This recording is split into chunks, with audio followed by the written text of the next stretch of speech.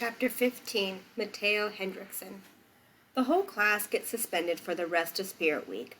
If that doesn't sound like a bad punishment, remember that your parents need to rearrange their work schedules so you're not left completely alone. I can't speak for the others, but my folks are pretty mad. It's no big deal, I tell my father. Sci-Fi is running a Battlestar Galactica marathon this week. That should keep me busy until at least Thursday. Dad is like Zeus from Percy Jackson. No thunderbolts, but when he's in a bad mood, you definitely want to stay clear of Olympus. If you think this is a vacation, mister, you are sadly mistaken. You're going to sit in your room and reflect on how it's wrong to steal.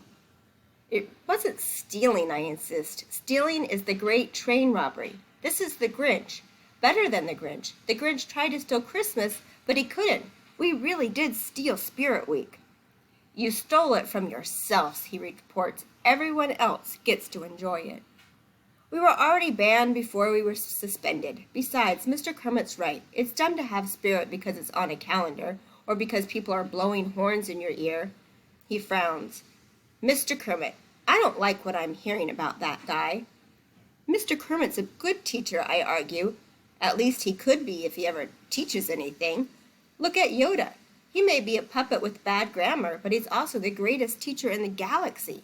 In fact, I have to switch Mr. Kermit to the Grinch to Yoda, just like I'm going to switch Barnstorm from the Flash to Aquaman, because he's an amazing swimmer, even with a bad knee and foot that's been stomped on by Elaine. Come to think of it, if we're all suspended, does Mr. Kermit still have to go to school? There's nobody there for him to teach. Actually, I think he might like that. But it's possible that he's suspended too. Dr. Thaddeus seems really mad at him. Nah, Ribbit's not suspended, Parker tells me when I run into him on a delivery to the farmer's market. His car's been in the parking lot all week. How would you know that? I ask. Whenever I'm near the school on business, I look around a little. Business, I echoed. Farm business.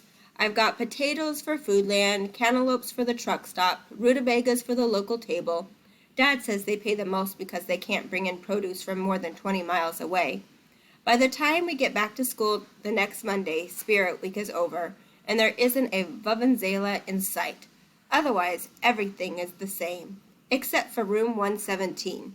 In fact, the place looks so different that when I walk in, I actually step back out into the hall to check the number on the door. No, it's 117 all right. And the other CSC 8 kids are taking their seats as usual, but we're all looking around in wonder. There's a huge map of the world on the back wall, next to star charts from the northern and southern hemispheres. At the front, there are bulletin boards for math, science, English, and social studies. There's a rolling cart of laptop computers. There are books on the bookshelves. The empty supply closet isn't empty anymore. Through the open door, we can see stacks of paper, pencils, scissors, and art supplies. Another thing that's different. Mr. Kermit is already here. He's at the science board pinning up large periodic table of elements. It throws some of us because when the teacher makes his usual entrance 10 minutes after the bell, that's our signal to start ribbiting. Sure, there are a few ribbits, but they seem random and half-hearted. Kiana speaks up. Mr. Kermit? Oh, he turns away from the board, as if noticing us for the first time. Good, everybody's here. Before we get started, I want to say something about last Monday down at the river. I know you're only trying to help, so let's chalk it up to temporary insanity. And, thanks. But next time, not that there will be a next time, please find somebody else to help. But Mr. K, Parker interjects, waving his arms to take the transformed classroom. What gives? Mr. Kermit looks uncomfortable.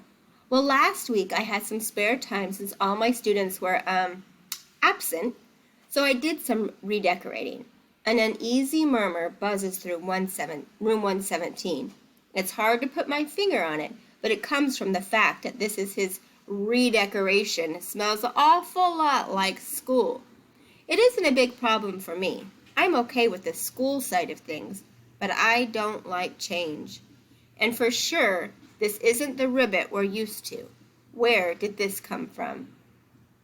At that moment, the door is flung open and Miss Fountain breezes in beaming.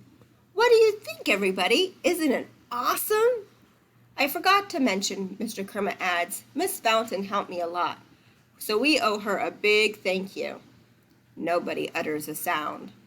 Our teacher shuffles uncomfortably. Well, Miss Fountain, I'm sure you're in a rush to get back to your students. Miss Fountain is looking around in growing concern. But where is it? Mr. Kermit seems flustered. Well, there wasn't much space and... In resignation, he walks to the storage closet, opens the door the rest of the way. On the inside is a chart with all of our names in a column. At the top is written, Good Bunnies. Mrs. Fountain's brow furrows. This isn't going to work. It has to hang in a place where everybody can see it. She pulls the poster from the door and rehangs it on the front wall right behind the teacher's desk. Much better. I raise my hand. What are good bunnies? You are, she explains. You are the good bunnies. Every time you're a helpful hare, like when you do a good deed or get a good grade, you earn one puffy tail. When your line of puffy tails reaches the basket of carrots, you get a reward. I don't like carrots, Barnstorm complains. It could be a treat or maybe even a pizza party with cake. A carrot cake? Barnstorm asks suspiciously. The carrots are just a symbol. Here, I'll get you started. From a baggie attached to the top of the poster, she removes 7 Velcro-tipped cotton balls and pins one on the first slot beside each of our names.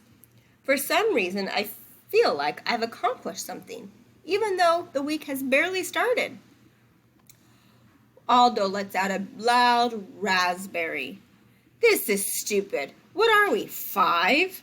I'm not wasting my time collecting rabbit butts. Mr. Kermit is annoyed. All right, smart guy. You just cost yourself one, his face twists, puffy tail. He pulls off the Velcro sticker and puts it back in the bear. No fair, grumbles Aldo. Miss Fountain is just about to go back to her own class when there's a knock at the door, and this new guy walks in. He is an adult, but not one of the teachers, and he looks really familiar, although I can't place where I've seen him before. Mr. Kermit knows him, that's for sure. Our teacher has gone white to the ears. He's staring at the great pit of Carcoon from the Return of the Jedi. The newcomer says, I don't know if you remember me, Mr. Kermit. As soon as I hear the voice, I recognize him. Barnstorm beats him to the punch. Dude, you're Jake Terranova! That's the kid that started all those problems all those years ago. All right, that's the end of the chapter. Next chapter is chapter 16, Parker Elias. All right, so if it says, when Mr. Kermit sees who walks in the door and he looks like his teacher's gone white to the ears, what do you think Mr. Kermit is feeling as he sees Jake Terranova, the boy who caused that cheating scandal that many years ago?